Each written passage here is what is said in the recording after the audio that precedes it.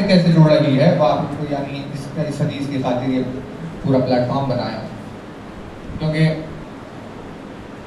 دیکھیے مشکل کیا ہے؟ مشکل یہ ہے کہ انسان کو سمجھ میں نہیں آتا، لیکن وہ سمجھتا ہے کہ وہ سمجھ گیا. یہ انسان کا مزاج ہے. جب خدا بند عالم واقعاً کوئی بات سمجھائے تو وہ الگ کیفیت ہوتی ہے. مولا ارشاد فرماتے ہیں علم کے 3 لیولز ہیں. علم کے ایک کے اوپر ایک 3 درجے. جب کوئی پہلے درجے پر پہنچتا ہے، علم حاصل کرتا ہے بیسک لیول پر، تو اس کو لگتا ہے کہ اسے سب معلوم ہے. اس کا سب معلوم ہے سمجھنا ہی اس کی لا علمی کی دلیل ہے. جب دوسرے لیول پر پہنچتا ہے تو اس میں تھوڑی سی انکساری پیدا ہوتی ہے. وہ کہتا ہے کہ مجھے کچھ تو معلوم ہے اور کچھ نہیں معلوم بھی ہے. لیکن جب وہ علم کے تیسرے درجے پر پہنچ جاتا ہے تو وہ اس نتیجے پر پہنچ جاتا ہے کہ اسے کچھ بھی معلوم نہیں ہے. انسان کا یہ اعتراف کرنا کہ اسے کچھ معلوم نہیں ہے اس کے علم حاصل کر چکنے کی دلیل ہے. تو اس نے معلوم کرنے کی کوشش کی اور اس نے جب پڑھتے پڑھتے اپنی زندگی گزار کر دیکھا کہ نتیجے میں اسے کچھ بھی حاصل نہیں ہوا تو اس کا اپنے آپ کو جاہل کہنا ہی اس کے پڑھے لکھے ہونے کی دلیل ہے. تو یہ علم ہے، اسی لیے ہوم ورک ضروری ہوتا ہے.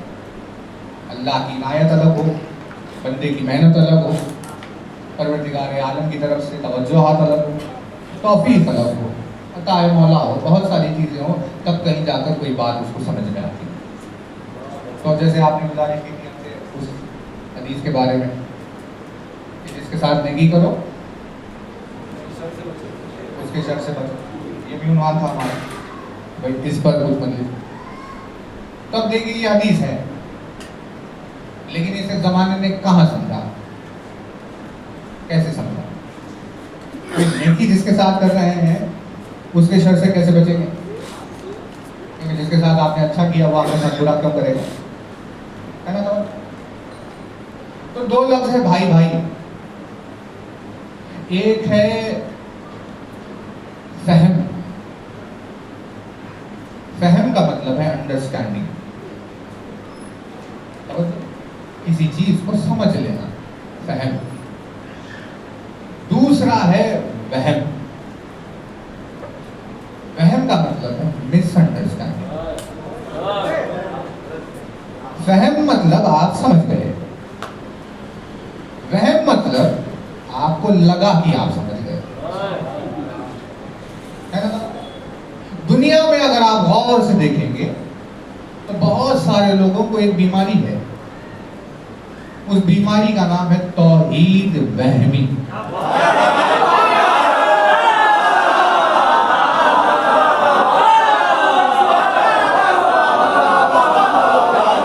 انہیں لگتا ہے کہ توحید انہیں سمجھ میں آ گئی،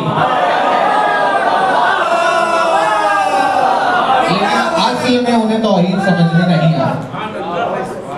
کیونکہ اگر سمجھ میں آ جاتی تو نہ اس کی جسم و جسمانیت کا تذکرہ کرتے، نہ اس کے ہاتھ پیر کا ذکر کرتے، نہ پیر کے جہنم میں رکھے جانے کی بات کرتے.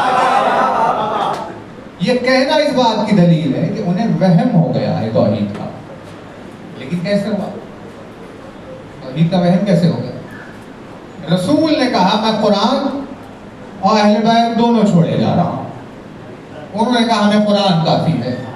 اہل بیت کو چھوڑنے کے نتیجے میں ایک بیماری میں مبتلا ہوئے جسے کہتے ہیں توحید وہمی. کیونکہ علی کو چھوڑ کر لوگوں کو لگتا ہے کہ توحید مل گئی، لیکن اصل میں توحید سے ان کا رشتہ کہیں پر بھی نہیں ہوتا. ویسے ہی ایک چیپٹر نیا بن گیا مارکیٹ میں، اسے کہتے ہیں حدیث وہمی. بہت سارے لوگوں کو لگتا ہے کہ حدیث ہماری سمجھ میں آتی، لیکن آتی نہیں سمجھ میں.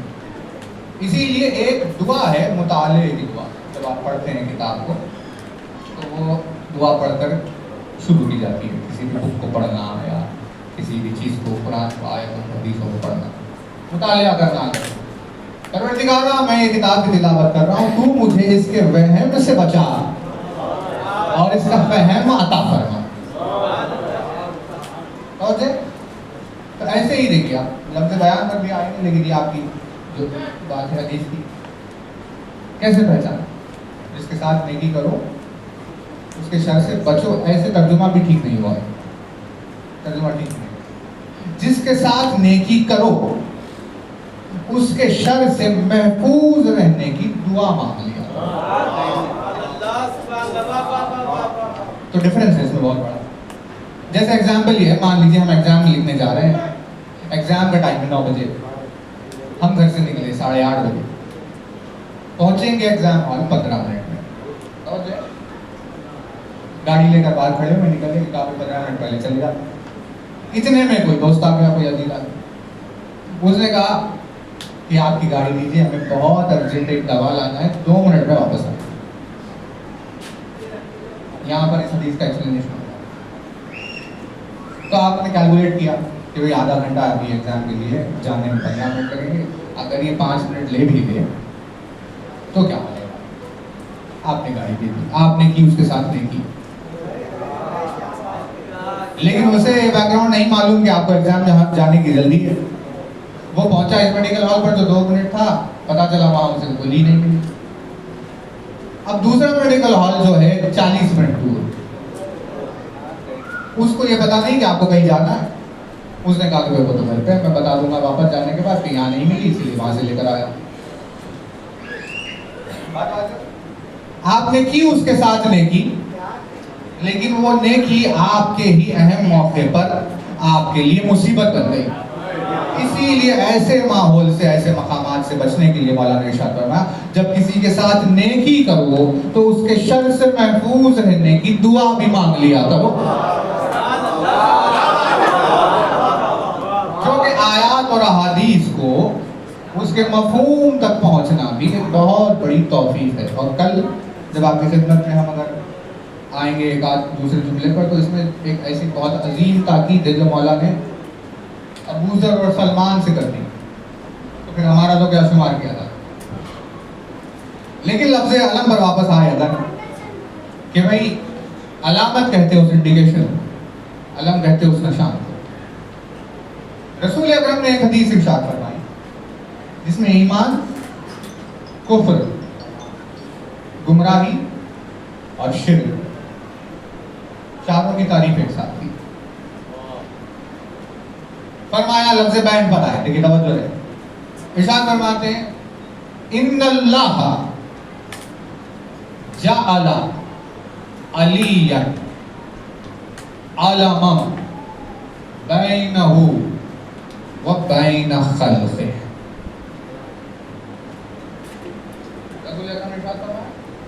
ان اللہ جعل علیا علما بینہ و بین خلقہ، بے شک اللہ نے علی کو اپنے اور اپنی مخلوق کے درمیان علم قرار دیا۔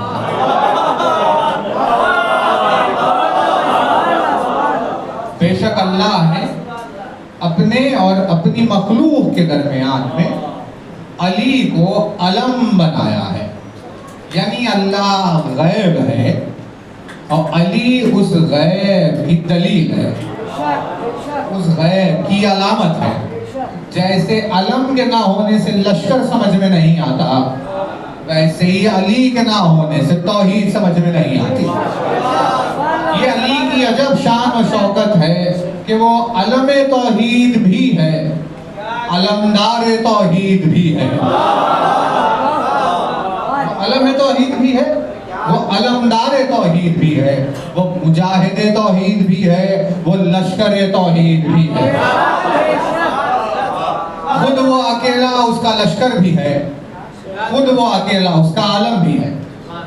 فرمایا کہ اللہ نے توجہ علی کو اپنے اور اپنی مخلوق کے درمیان میں علم بنایا ہے۔ کون ہے علم؟ علم اللہ نے اپنی حجت کو اپنے اور اپنی مخلوق کے درمیان میں اپنی حجت کو علم بنایا. ان اللہ جعل علیا علما بینہ و بین خلقہ فمن عرفہ کان مومنا. لہذا جو اس علم کا عارف ہے وہ مومن ہے. یعنی مومن کی تعریف رسول نے بیان فرمائی. جو عارف علی ہے وہی اللہ کے نزدیک مومن ہے. فمن عرفہ کان مومنا ومن انکرہ کان کافرا. اور جس نے اس کا انکار کیا وہ کافر ہے. رسول نے کافر کا ڈیفینیشن علی کا انکار قرار دیا. جو علی کو تسلیم کر رہا ہے وہ کافر نہیں ہے.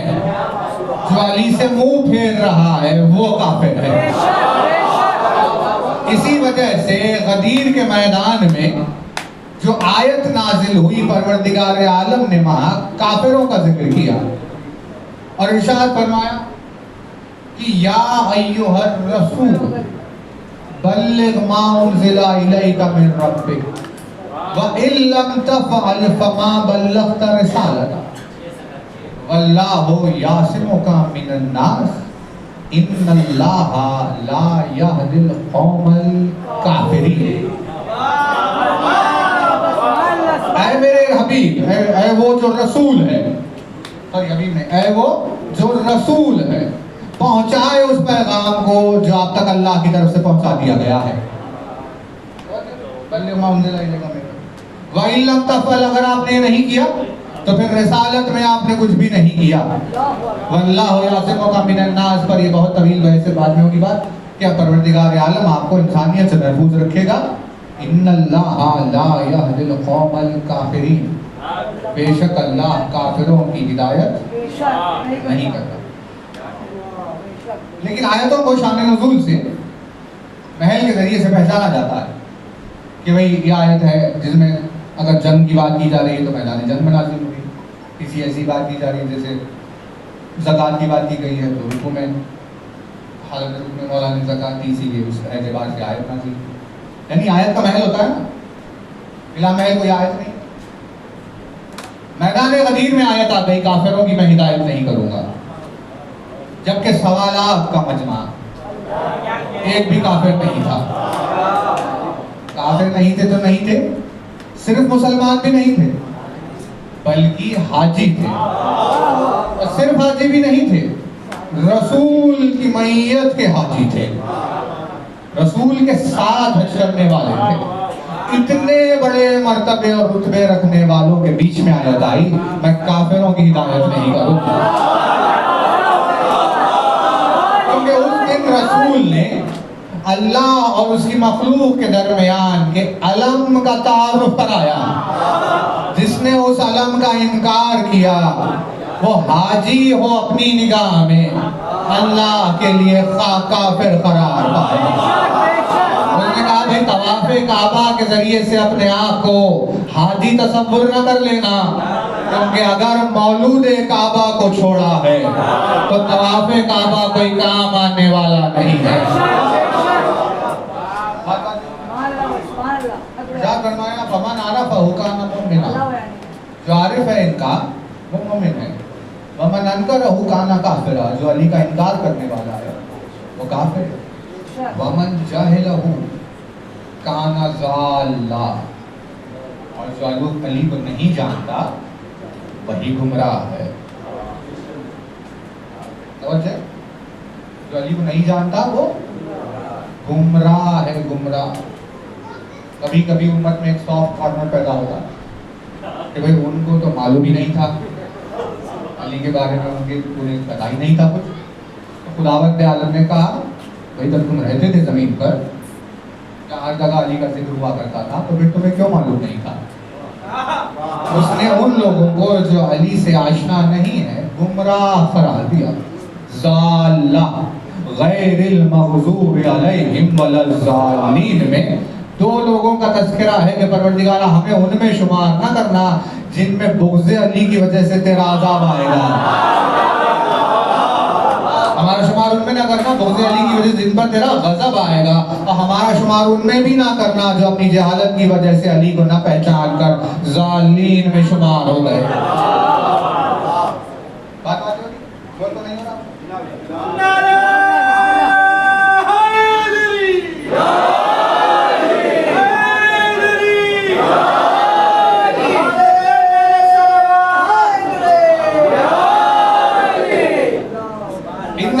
جعل عليا علما بينه وبين خلقه فمن عرفه كان مؤمنا ومن انكره كان كافرا.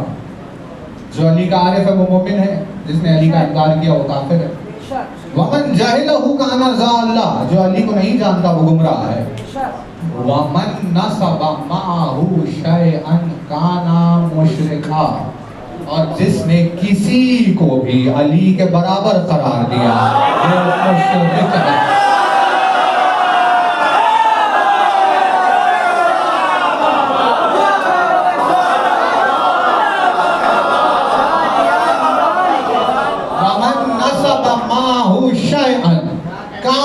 مشرکا, کسی چیز کو بھی اگر اس نے علی کے برابر قرار دیا تو وہ مشرک ہے. ایک ہی حدیث میں مومن کی, کافر کی, ضال کی, مشرک کی تعریف بیان فرمائی کہ کون کیسے کہاں چلا جاتا ہے.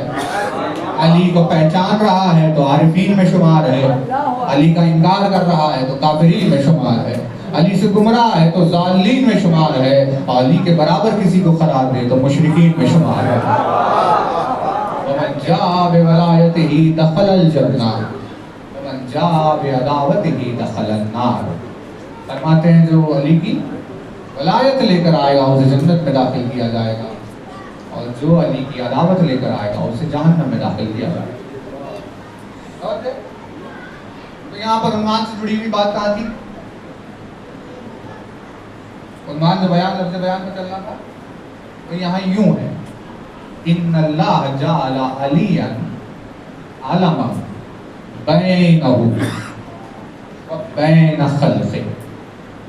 اللہ نے علی کو اپنے اور اپنی مخلوق کے بیچ میں علم قرار دیا. تو آپ کی خدمت میں بہت توجہ رہے, کیونکہ اگر کل بات آئے گی اگر تو خطبہ لوگوں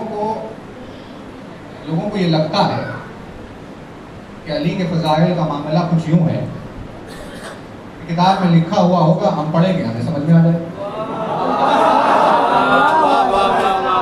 فضائل علی ایسے نہیں ہے. اگر صرف پڑھنے سے سمجھ میں آ جاتے تو ہر پڑھنے والا علی کا چاہنے والا ہوتا. فضائل علی کے لیے صرف پڑھنا کافی نہیں ہے, صرف سننا کافی نہیں ہے. اس کے لیے انسان کو اپنے آپ کو پریپیئر کرنا پڑتا ہے, اترنا پڑتا ہے میدان. کار کیسے چلائیں گے, کوئی بھی لکھا ہوا ہے ہاؤ ٹو ڈرائیو اے کار اور ایروپلین, کتاب آپ نے پڑھ لی, اچھا ایسے اسٹیئرنگ گھماتے ہیں, ایسے گیئر چینج کرتے ہیں, بریک, ہاں ٹھیک ہے آ گیا, اب میں نکل جاؤں گا.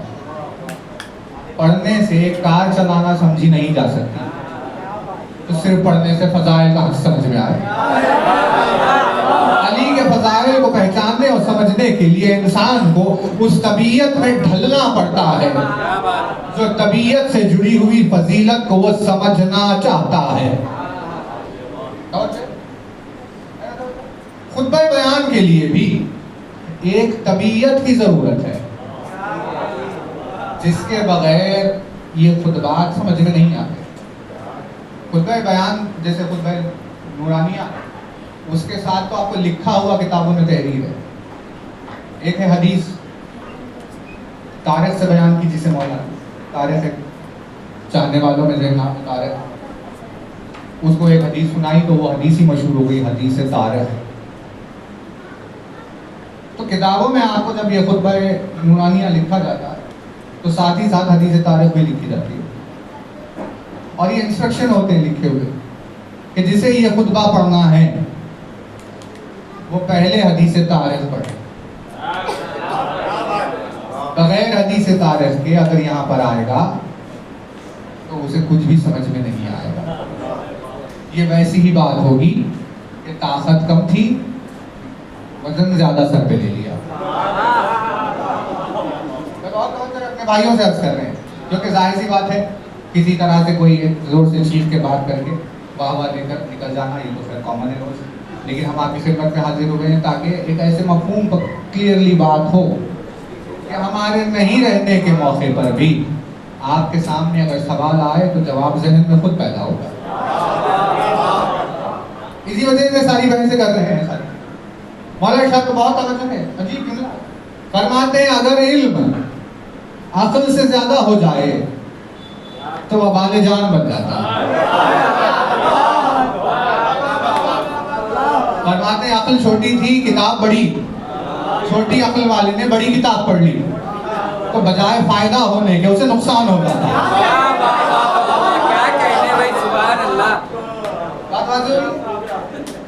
جیسے مثال کے طور پر کسی چھوٹے بچے نے ضد کی کہ بھئی ہمیں ایک سپر بائک چاہیے. باپ نے کہا نہیں.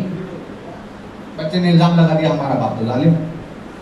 لیکن بچے کو کہاں پتا کہ بھئی وہ چھوٹا سا اس چیز کو سنبھال نہیں سکتا، بجائے اس کے کہ جلدی ڈسٹینس طے ہو وہ ایکسیڈنٹ کر کے ہاتھ پیر توڑ لے گا. یہی مطلب ظرف چھوٹا ہے، اگر بات بڑی ہو جائے تو نقصان ہوگا. ویسے ہی مولانا نے ارشاد فرمایا کہ کبھی کبھی کسی علم کا کوئی پہلو بڑا ہوتا ہے، پڑھنے والے کی عقل چھوٹی ہوتی ہے لیکن وہ اسے زبردستی فٹ کرنے جاتا ہے، نتیجے میں گمراہ ہو جاتا ہے.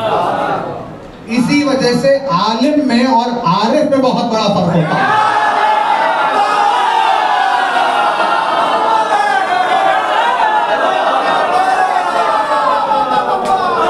عالم صرف پڑھتا ہے، عالم صرف پڑھتا ہے، عالم صرف پڑھتا ہے، لیکن عارف وہ سمجھتا ہے جو وہ پڑھتا ہے. عالم صرف پڑھتا چلا جاتا ہے لیکن عارف کو پتا ہوتا ہے کہ کہاں اسے رک جانا ہے.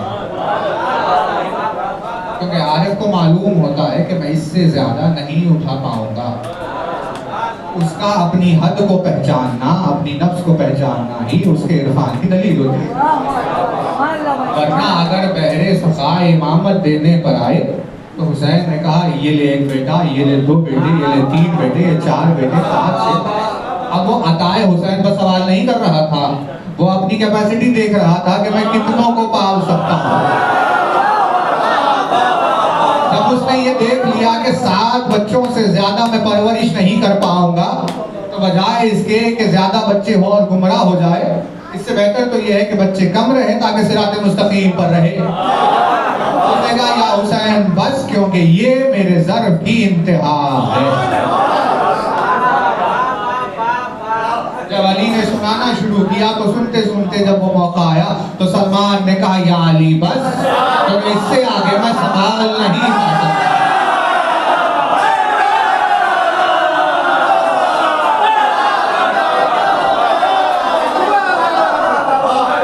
اس سے آگے میں سنبھال نہیں پا سکتا.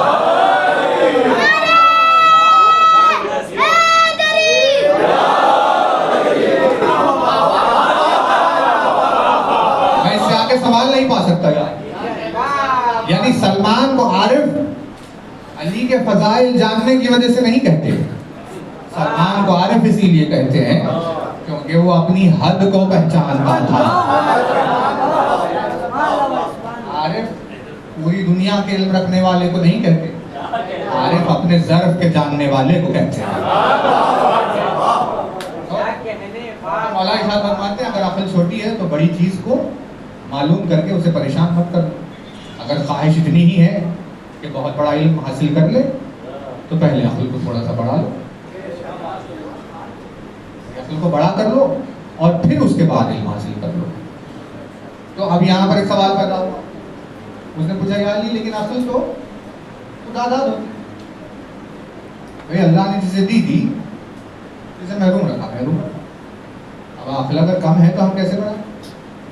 اور اٹھانا ظرف علم کے لیے مولا نے بہت ساری چیزیں، جس میں سے ایک ارشاد فرمایا اگر تمہیں اپنی عقل کا اضافہ کرنا ہو تو قرآن کی تلاوت کیا. صرف آیتوں کی ریڈنگ سے ہی آہستہ آہستہ آہستہ تمہاری عقل وسیع ہو جاتی ہے.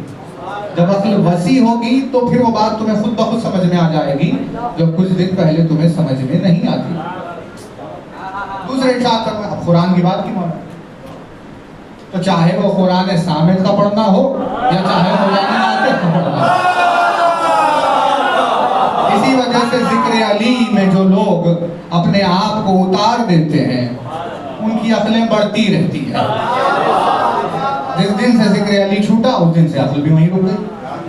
مولانا ارشاد فرمایا بھائی دیکھو، اگر عقل میں اضافہ چاہتے ہو تو تم طہارت سے رہا. مولانا نے فرمایا علم اسی سینے کی طرف رخ کرتا ہے جس سینے میں اسے طہارت نظر آتی. فرمایا کہ اگر نجاستیں ہیں تو علم نہیں آئے گا، بھلے ہی کتابیں پڑھ لو لیکن علم نہیں آئے گا. تو اس نے یہ بھی سوال کیا تھا کہ مولا ہاتھ کو طاہر کریں گے تو پانی سے کر لیں گے، لیکن دل تو اندر ہے سینے کے، اسے اگر وہ نجیس ہو جائے تو کیسے طاہر کریں؟ باہر تھوڑی نہ ہے کہ پانی ڈالا اور باڈی کی طرح کہ پانی نہا لیا اور طاہر ہو. اندر دل ہے، اسے کیسے طاہر کریں؟ فرمایا دلوں کو طہارت ہماری محبت کی عادت. جس دل میں ہماری محبت پیدا ہو اس دل میں طہارت پیدا ہوتی ہے. محبت اور طہارت ایک دوسرے سے ڈائریکٹلی پروپورشنل ہے. جتنی محبت اتنی طہارت، جتنی طہارت اتنی محبت. اضافہ ہماری محبت میں کرو تاکہ عقل میں اضافہ ہو، پھر وہ پوری بات سمجھ میں بات. تو دیکھیے خطبۃ البیان ہو یا چاہے وہ معرفت نورانیہ ہو، کوئی بھی ہو، انسان کے لیے مشکل یہ ہوتی ہے کہ اسے بات سمجھ میں نہیں آتی اور وہ اسے اپنی ناسمجھی کی وجہ سے ریجیکٹ کر دیتا ہے کہ بھئی یہ تو غلط ہے. ایسے بہت سارے لوگ ہیں. تو اب آپ کی خدمت میں اس لفظ بین پر اگر آئے تو ابھی چل رہا ہے بین تھوڑا سا. روٹ یاد ہے آپ کو؟ یہ نون روٹ ہے بین. بین، بیان، مبین، مبین، بینات، بینات، بیان، یہ سب ایک ہی خاندان کے ہیں جس کے معنی ہے بیچ میں آنے کے. مگر بیان ہم کہتے ہیں بولنے کو. تو بھائی بولنے سے آخر بیان کا تعلق کیسے؟ کا ایسی گفتگو جو بیچ میں آ کر صحیح غلط میں فیصلہ کر دے، اس گفتگو کو بیان کہتے ہیں. سائڈ سے چلے جانے والی گفتگو کو بیان نہیں کہتے، بیچ میں سے جانے والی گفتگو کہتے ہیں. ادھر حق ہے ادھر باطل ہے. آپ نے کسی سے پوچھا بھائی آپ کیا کہتے ہیں، تو انہوں نے بات کی ایسی جو بازو سے چلی گئی، اسے بیان ہے. بیان کہتے ہیں اس گفتگو جو بیچ میں سے جائے تاکہ صحیح الگ غلط الگ فیصلہ دکھتے رہا، اسے بیان کہتے ہیں. اس وجہ سے علی کو بیان بھی کہا گیا، بینات بھی کہا گیا، بینا بھی کہا گیا اور مبین بھی کہا گیا. ٹھیک ہے دیکھیں بات ختم کر رہے ہیں، توجہ رہے، آیت سنائیں گے بات ختم. پروردگار عالم نے امام مبین کی بات کی اور آیت کیوں نازل ہوئی؟ اِنَّا نَحْنُ نُحْيِي الْمَوْتَى وَنَكْتُبُ مَا قَدَّمُوا وَآثَارَهُمْ وَكُلَّ شَيْءٍ أَحْصَيْنَاهُ فِي إِمَامٍ مُبِينٍ. ترجمہ پہلے آپ کے انداز کریں کہ بھئی ہم نے ہر چیز کو امام مبین کے احاطے میں دیا. احاطے میں مطلب جیسے یہ سارے لوگ ہیں بیٹھے ہوئے، یہ ہال کی دیوار ہے، اسے کہتے ہیں احساء یا احاطہ. سارے لوگ اس عذاب خانے کے احسے میں بیٹھے ہوئے ہیں.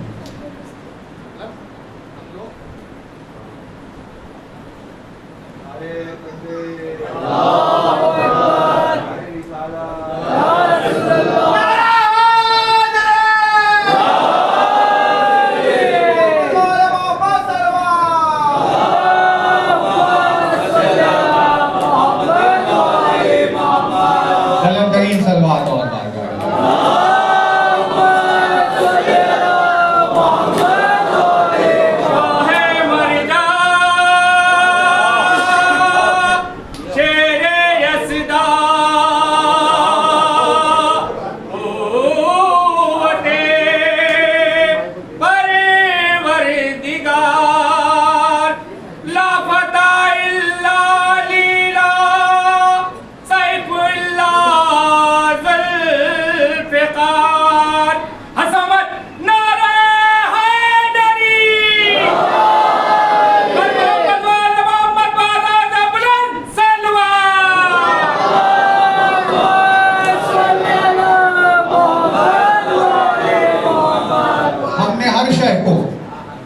अहाते में दे दिया इमाम मुबीन के।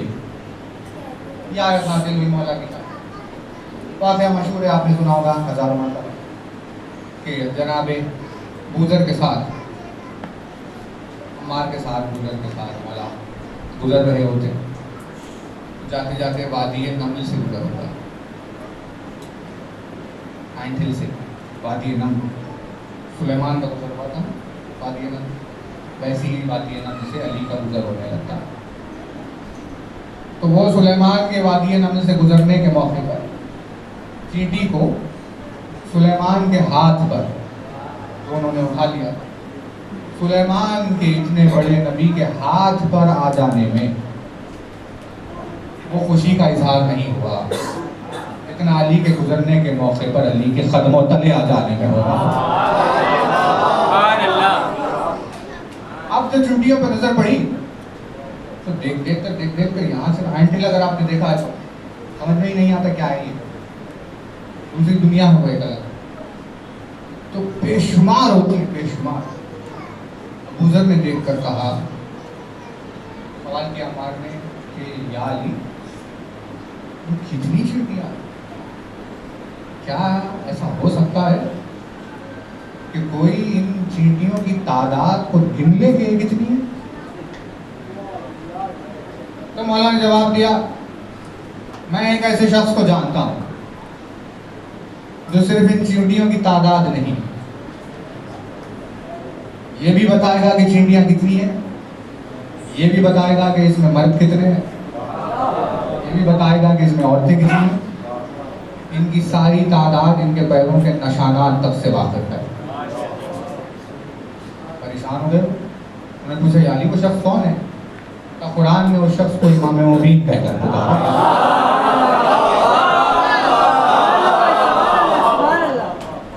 गुजर वो इमाम मुबीन मैं हूँ, मैं चाहूँ तो तुम्हें बताऊं कि तादाद कितनी है, चाहूँ तो बताऊं कि इसमें नर कितने हैं, मादा कितने हैं, इनके पैरों के निशानात कैसे हैं, क्योंकि कोई भी चीज़ ऐसी नहीं है जिसे अल्लाह ने इमाम मुबीन से बाहर रखा है।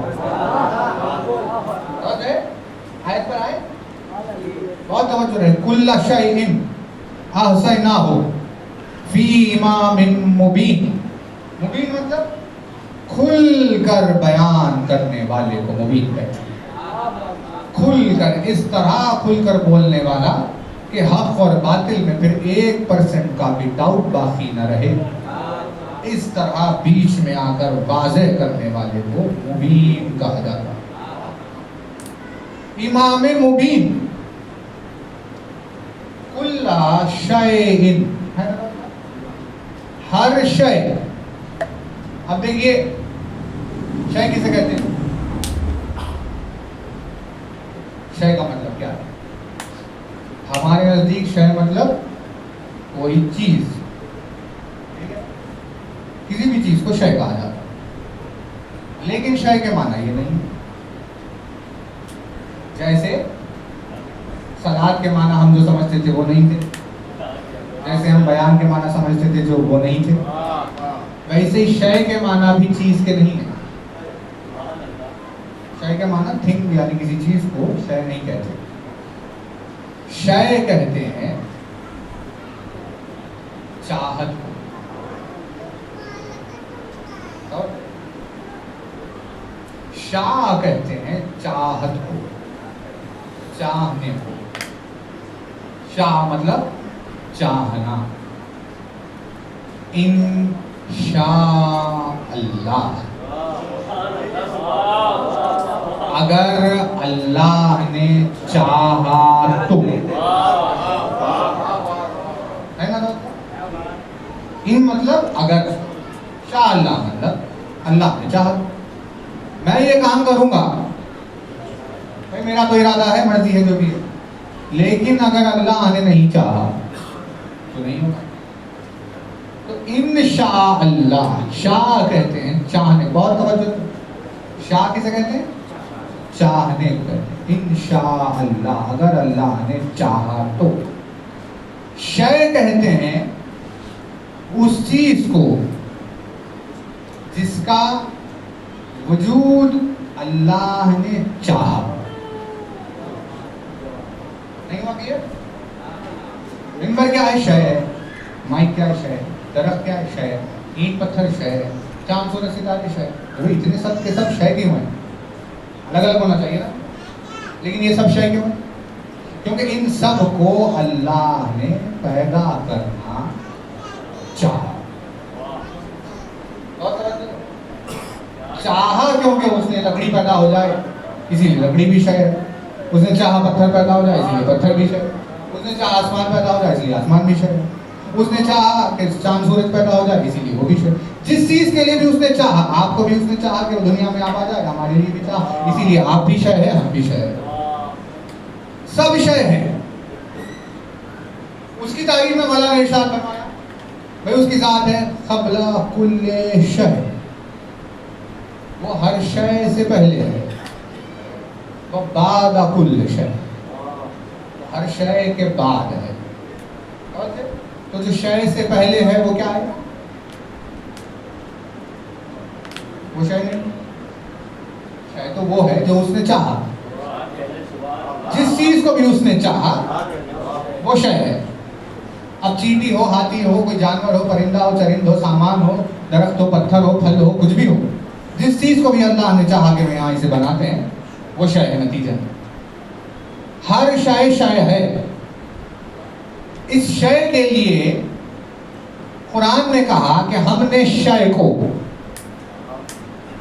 احاطے میں دے دیا امام مبین کے، ٹھیک ہے نا؟ ہم نے یعنی گھیر لیا اس کو، کس کو؟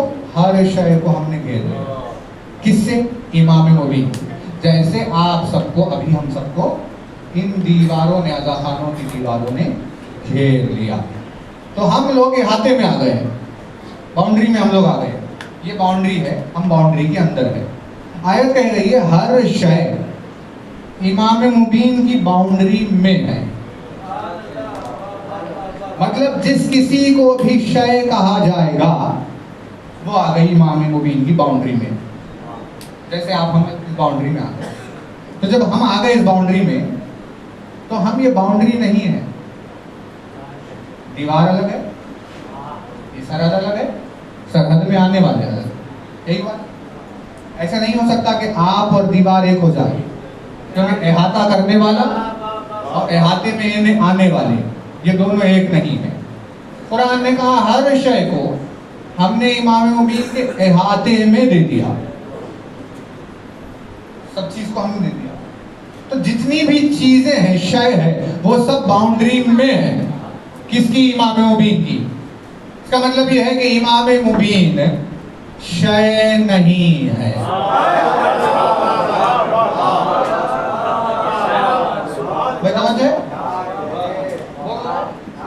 امام مبین شے نہیں ہے، کیونکہ شے امام مبین کی باؤنڈری میں ہے، تو مطلب امام مبین اشیاء کو گھیرے ہوئے ہے، خود اس کے اوپر لفظ شے کا اطلاق نہیں ہوتا۔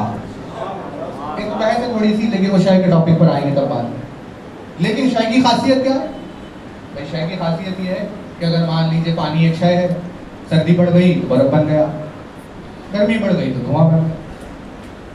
کوئی زمانے کو اس نے اپنے مقام کو چینج کیا، تو ساؤتھ میں رہنے والا نارتھ میں چلا گیا، اس پہ اثر الگ ہو گیا، نارتھ والا ساؤتھ میں گیا، اس کے الگ تاثرات ہو گئے۔ جنگل میں رہنے والا پہاڑ پر چلا گیا، اس کا اثر بدل گیا، پہاڑ پہ رہنے والے جنگل میں آ گئے، ان کی تاثیر۔ یہ سب ایک دوسرے کے ماحول کے اعتبار سے تبدیل ہوتے رہتے ہیں، کیونکہ یہ سب شے ہے. لیکن کیونکہ امام مبین نے احاطے میں لے لیا ہے، اسی لیے امام مبین شے نہیں ہے.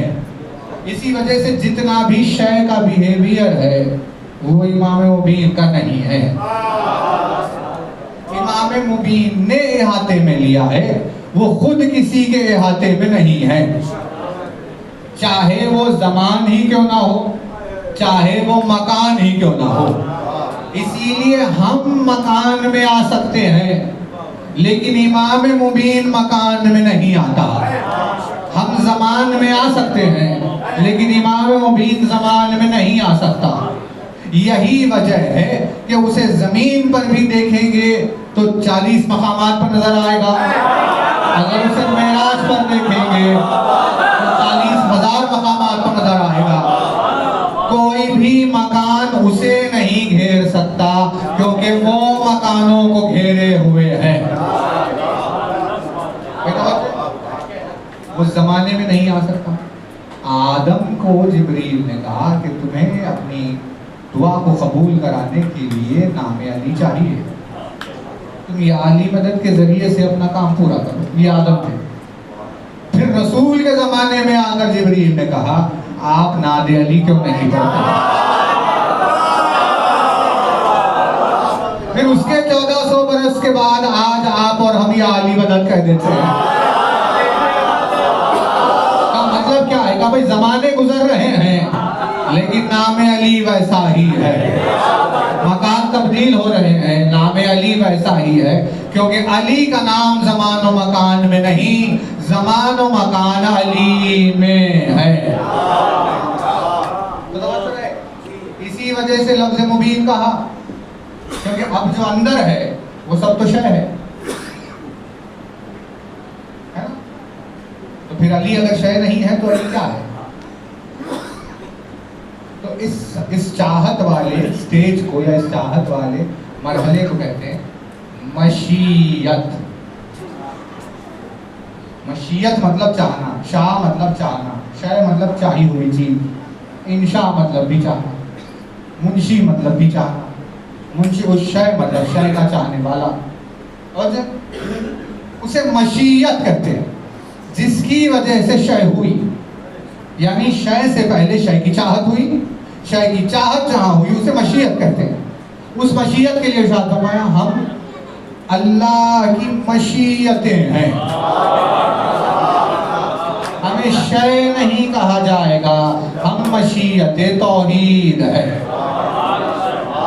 ادھر مخلوق ادھر خالق، ادھر شے ادھر اس کی ذات، اور درمیان میں لاشے. لاشے مطلب جو نہیں ہے، نہیں ہے تو جو ہے. شے مطلب جو چیز ہے، لاشے مطلب جو چیز ہی نہیں ہے. لاشے میں شمار کیا جاتا ہے بہت ساری چیزوں.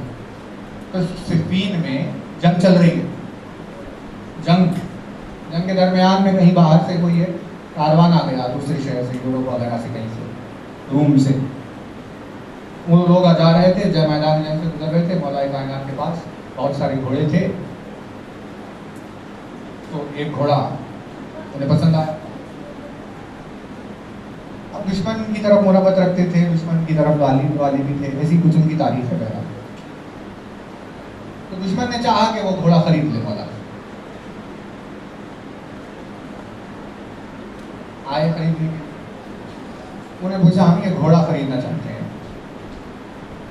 اس کی قیمت بتائیے، ہم ادا کر دیں. تو مولا نے کہا اس گھوڑے کی قیمت ہے لاش ہے. لاش ہے دو، یہ لے کر جاؤ. اب انہیں سمجھ میں ہی نہیں آنے لگا کہ یہ لاش ہے کیا ہے، کیسے آ کر یہ قیمت ادا کر کے سمجھا. تو انہوں نے پلان کیا کہ بھائی اس لاشے کو ڈیکوڈ کرنا ہوگا، تو ہمیں علی ہی سے پوچھنا ہوگا. تو کسی کو بھیجا سمجھنے کے لیے کہ بھائی یہ لاشیں کیا ہے. تو لاشیں کی بحث چل رہی تھی. مولانا نے کہا جناب میں بتاتا ہوں، پہاڑ کی بلندی پر گئے، دور سے ریگستان میں دیکھا کہ پانی کا چشمہ چھلکتا ہوا نظر آ رہا. مولانا نے کہا وہ دکھ رہا ہے؟ کہا وہی ہے لاش ہے. تو کہا اچھا اس کی قیمت یہ پانی ہے, اس میں تھوڑا پانی لائیں گے, قیمت دے کے چکا کے چلے آئیں گے. یہ پلان کر کے گئے وہاں. جیسے آگے بڑھے وہ چشمہ ادھر چلا گیا, پھر اور آگے بڑھے, پھر اور آگے چلا گیا. جب آخری مقام تک پہنچے تو وہاں ہے ہی نہیں چشمہ. دھوپ پڑ رہی تھی تو ایسے لگ رہا تھا کہ پانی ہے وہاں پر. سراب کہتے ہیں نا, معراج کہتے ہیں, روڈ پر آپ کو نظر آتا ہے. ہم نے ہائی ویز وغیرہ پہ جب آتے جاتے ہیں شہروں کے درمیان تو ہم نے خود دیکھ کر حیرت کی کہ اتنا صاف نظر آتا ہے, لہراتا ہوا ایسے پانی کا ایک چشمہ نظر آتا ہے. آپ جاتے جائیے وہ بھی جاتے جائے گا, پھر جب آپ وہاں پہنچیں گے وہ ہوگا ہی نہیں, کیونکہ دھوپ کی وجہ سے لگ رہا تھا کہ ہے مگر نہیں ہے. اسی کو علی نے کہا یہ ہے لاش ہے. اور یہ لگے گا کہ ہے لیکن اصل میں نہیں ہوگا. یہ لاش ہے کہ بھائی آپ انہیں سمجھ میں آ گیا کہ نہ ہم یہ قیمت ادا کر سکتے ہیں, نہ علی سے گھوڑا خریدا جا سکتا ہے, لیکن کم از کم لاشے کا ڈیفینیشن ہمیں اس واقعے سے سمجھ میں آ گیا. علی کی محبت کے بغیر کیے جانے والے اعمال بھی لاشے کی طرح,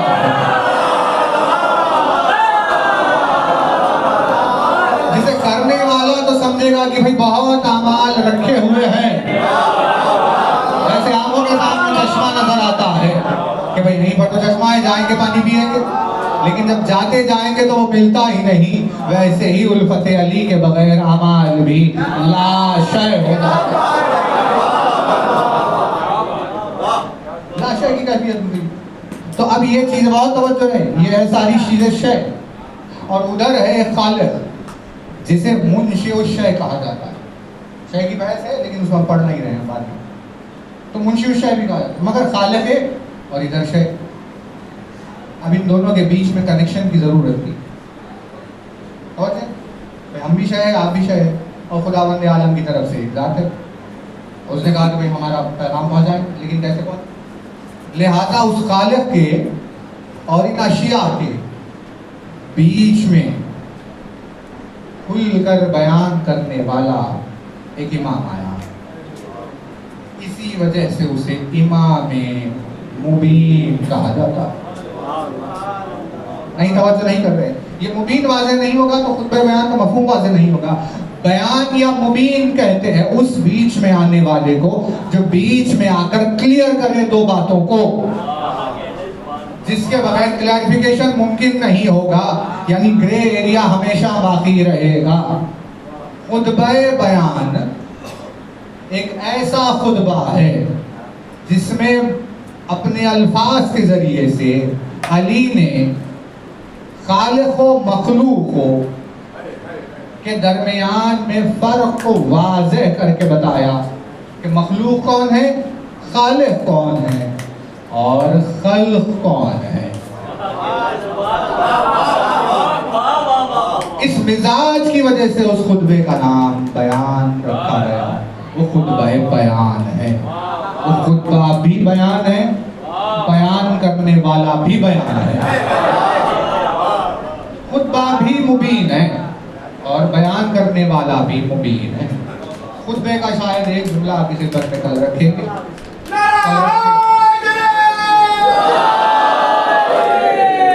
وہ ایک جملہ خطبے کا آپ کی خدمت میں کل رکھیں گے, لیکن بہت توجہ ہے, اس میں ہوم ورک درکار ہے, اور بات علی کے چاہنے والوں کے لیے مشکل ہے. جو فضائل کے سفر پر نکلتے ہیں ان کے لیے مشکل ہے عرفان کی تیاری کرنے, ورنہ وہ لوگ جو اپنی دنیا میں کھوئے ہوئے ان کے لیے مشکل نہیں ہے. مشکل یہ ہے زیارت امام باقر اللہ کی خدمت میں رکھا مبینہ لحکم اللہ. امام حسن مصطفیٰ کی زیارت کا دعا. السلام علیکم یا بیان حکم اللہ. ائمہ کو بیان کہا گیا, مبین کہا گیا. اسی لیے بندوں اور معبود کے درمیان کا فرق انہوں نے واضح طور پر بتایا. درمیان میں آنے والے کی خاصیت یہ ہوتی ہے کہ اس میں تھوڑا سا رنگ ادھر کا ہوتا, تھوڑا سا رنگ اس میں ادھر کا بھی ہوتا. اسی لیے ان کے مزاج میں آپ کو توحید بھی نظر آئے گی, مزاج میں ان کے بندگی نظر آ، بیان ہو یا بینات ہو یا اس طرح کی گہرائی کی کوئی مبین کی بحث ہو، صرف فضائل میں نہیں بلکہ مصائب میں بھی ہے.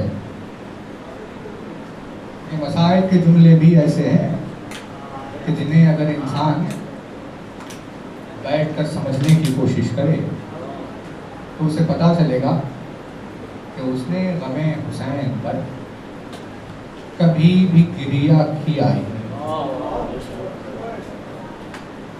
عزادار کا رونا اس کی اپنی علمی حیثیت پر ہے، اس کی اپنے احساسات اور اپنی طبیعت پر ہے.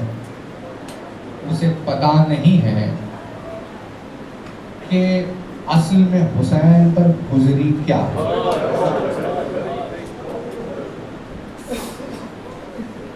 یعنی امام باقر کی شہادت کا روز گزرا کربلا کے میدان میں 3 برس کا سن، اور اپنے بھرے ہوئے گھر کو قتل ہوتے ہوئے دیکھ لے، اپنے گھر والوں کے لیے خانوادے کے سر نو کے نیزہ پر دیکھے، طوق و سلاسل اور زنجیروں میں گرفتار رسن بستہ ہو کر کوفے سے کربلا، کربلا سے کوفہ، کوفے سے شام کا سفر طے کر زندان کے اندھیروں میں قید رہے. ان مصیبتوں پر ہم کیسے رو سکتے ہیں؟ کیونکہ ہمیں پتہ ہی نہیں کہ 3 برس کے سن میں اپنے گھر کو قتل ہوتے ہوئے دیکھنا ہوتا کیسا. ہم کیسے رو سکتے ہیں اس مصیبت پر جبکہ امام باقر اپنی نگاہوں سے دیکھ رہے ہیں کہ باپ تڑپ رہا ہے حسین کے لاشے کی تدفین کے لیے، زنجیروں اور طوق و سلاسل میں گرفتار ہو کے خاردار راہوں سے گزارا جا رہا ہے، اور 3 برس کے بیٹے کے گلے میں رسن بندھی ہوئی ہے. بیٹا حسرت سے باپ کو دیکھ رہا ہے، باپ حسرت سے بیٹے کو دیکھ رہا ہے. اس مصیبت پر ہم کیسے رو سکتے ہیں جبکہ ہم اس مصیبت سے کبھی گزرے ہی نہیں ہیں. مصائب کے لیے اللہ کچھ لوگوں کو چنتا ہے. مصائب پر رونے کے لیے اللہ کچھ لوگوں کو چنتا ہے.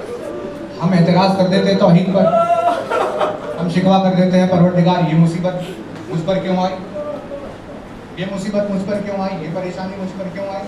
ہم پریشانیوں سے، تکلیفوں سے، رنجوں سے پریشان ہو کر شکایت کرتے ہیں کہ کتنی پریشانیاں جھیلوں، لیکن اصل میں وہ پریشانیوں کا ہماری طرف آنا اللہ کی طرف سے چنا جانا ہے کہ وہ الگ الگ پریشانیوں میں مبتلا کر کے ہمیں حسین میں رونا سکھانا چاہتا ہے.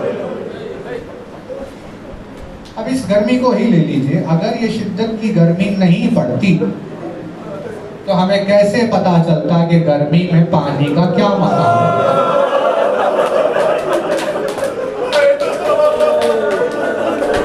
بھائی صبح سے پانی پی رہے ہیں، تھوڑی سی گرمی بڑھنے پر عالم یہ ہے کہ داخل ہوتے وقت عزادار پانی پی کے داخل ہو رہا اور مجلس ختم ہوتے ہی سب سے پہلے پانی پیتا.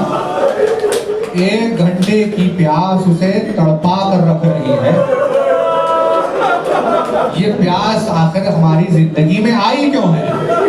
خداوند عالم ظالم نہیں ہے، نہ وہ ہمیں پیاسا رکھنا چاہتا ہے، بلکہ وہ ہمیں پیاس سے گزار کر ہمیں حسین پر رونا سکھانا چاہتا ہے کہ تم پیاس کو محسوس کر کے اس باپ کی غربت پر رو کہ جو لشکر یزید جیسے فاسقوں کے سامنے اپنے 6 مہینے کے بچے کو لے کر کیسے کھڑا ہوا ہوگا.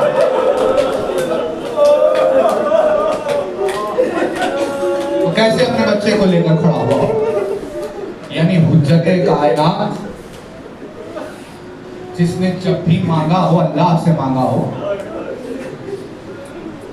کسی مومن کے آگے کبھی ایسی غربت سے بھرا ہوا سوال نہیں کیا تھا. وہ قلب حسین اور لشکر یزید سامنے اور حسین کا پانی کا سوال کرنا. کیا ہے یہ تکلیف؟ اب اسے کیسے پہچانے، اس مصیبت کو کیسے سمجھیں؟ اس کے لیے پہلے ہمیں باپ بننا ہوگا. اس کے لیے ہمیں ایک شفیق باپ بننا ہوگا، اس کے لیے ہمیں اپنے بیٹے کو پیاسا دیکھنا ہوگا، پیاس سے تڑپتے ہوئے دیکھنا ہوگا۔ کہاوت دنیا میں مشہور ہو گئی کہ جہاں پر کوئی شخص قدم رکھنا پسند نہیں کرتا، جہاں پر کوئی شخص پیر رکھنا پسند نہیں کرتا، وہاں اپنی اولاد کے لیے ہاتھ بھی پھیلا دیتا ہے۔ اس جذبے سے پہلے گزرنا ہوگا تاکہ دل کو سمجھ میں آئے کہ وہ کون سی کیفیت تھی جو حسین کے سینے پر ٹوٹ پڑ گئی، کہ جہاں اپنے 6 مہینے کے بچے کو آ کر حسین نے کتنا پیاسا دیکھا ہوگا، علی اصغر کی کیسی صورت نظر آئی ہوگی کہ ہاتھوں پر اٹھا کر لشکر عظیم کے سامنے چلے۔ پروردگار ان آوازوں پر اپنی رحمت نازل کرے، فضائل کی طرح مسائل میں بھی بہت اسرار چھپے ہوئے ہیں۔ اس میں تو سرکہ وہ عالم ہے کہ جہاں کسی بھی ایکسپلینیشن کی ضرورت نہیں ہوگی، صرف ترجمہ صرف مار دیتا ہے لوگوں کو، صرف ترجمہ مار دیتا ہے۔ جو حسین نے مرثیہ پڑھا جب علی اصغر کو اپنی آغوش میں اٹھا، مرثیہ پڑھا شیعتی لیتکم فی یوم عاشورا جمیعا تنظرونی۔ ہم صرف آپ کی خدمت میں اس کا ترجمہ پڑھیں گے،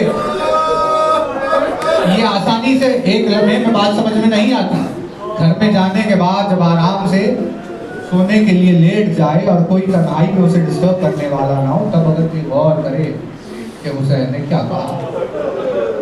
ایک لفظ ہے لیتکم، اس مرثیے میں استعمال کیا حسین۔ لیتکم کا ترجمہ کیا جاتا ہے اے کاش، اے کاش، لیتا یعنی اے کاش، جیسے زیارت وارثہ میں ظاہر کہتا ہے یا لیتنی کنت معکم، اے کاش کہ میں آپ کے ساتھ ہوتا۔ تو یہ کسی تڑپتے ہوئے دل سے ہی پوچھئے کہ اے کاش کا مطلب کیا ہے، لیکن مجبور اور محتاج بندے اے کاش کہے تو الگ بات ہے، مختار کائنات کہہ رہا ہے اے کاش۔ شیعتی لیتکم، اے میرے شیعوں، اے کاش کہ تم کربلا کے میدان میں ہوتے۔ یعنی حسین کا دل تڑپ کر رہ گیا کہ کاش کوئی میرا شیعہ، میرا چاہنے والا اس وقت میرے سامنے ہوتا۔ لیکن یہ آدھا ہے جملہ مرثیے کا، لیتکم فی یوم عاشورا، جو آخری لفظ ہے جمیعا تنظرونی، کہ جس میں حسین نے وجہ بتائی کہ میں نے اسے کیوں یاد کیا۔ اے میرے شیعوں، اے کاش تم ہوتے کربلا کے میدان۔ تو کاش کہہ کر یاد کیا، آخر کون سی ایسی ضرورت آ گئی ہے حسین کہ آپ کی زبان پر ہمارے لیے لفظ کاش آ گئے؟ کیا آپ نے ہمیں اسی لیے یاد کیا کہ میدان جنگ میں آپ کی طرف سے لڑنے چلے جاتے اور آپ کی مدد کرتے؟ تو حسین نے کہا نہیں، میں نے جنگ کے لیے تمہیں یاد نہیں کہا۔ کیا اسی لیے یاد کیا کہ جو زخمی ہو گئے انہیں ہم مرہم کا انتظام کرتے تاکہ انہیں کوئی راحت پہنچتی؟ کہا نہیں، اسی لیے یاد نہیں کیا۔ کیا آپ نے اسی لیے یاد کیا کہ اگر ہم ہوتے تو ہم اپنے ساتھ پانی لے کر آتے اور آپ کو پانی پلاتے؟ کہا نہیں، اسی لیے یاد نہیں کیا۔ جو بھی تصور میں بشر کے آ سکتا تھا، حسین کے چاہنے والے کے ذہن میں آ سکتا تھا، اس میں سے کسی بھی وجہ کے لیے حسین نے یاد نہیں کیا۔ تو کہا پھر آخر آپ نے ہمیں یاد کیوں کیا اس حسرت کے ساتھ کہ کاش کوئی ہوتا؟ تو حسین نے جواب دیا تنظرونی، اے میرے شیعوں، اے کاش تم میں سے کوئی کربلا کے میدان میں ہوتا تھا۔ کس وجہ سے؟ کسی بھی وجہ سے نہیں، صرف اتنا کہ کاش کوئی ہوتا تو مجھے دیکھتا کہ میں علی اصغر کے لیے پانی کیسے مانگ رہا ہوں۔ اللہ جانے قلب حسین کا عالم کیا ہو گیا ہوگا کہ جہاں حسین کا دل اتنا ٹوٹ گیا کہ کوئی خواہش نہیں تھی سوائے اس صاحب کے کہ کوئی مجھے دیکھتا ہوتا، میری بے بسی کو، میری غربت کو دیکھنے والا ہوتا کہ میں کیسے آخر لشکر عزیز کے سامنے اپنے بچے کے لیے پانی کا سوال کر رہا ہوں۔ لیکن کیفا استسقی لطفلی فابوا ان یرحمونی، لیکن کسی کو مجھ پر رحم نہیں آیا۔ 6 مہینے کے بچے کے لیے ایک ضعیف باپ کا پانی کا سوال اور کمان میں سے شعبہ تیر جوڑا گیا. نگاہ حسین یہ منظر دیکھ رہی تھی. علی اصغر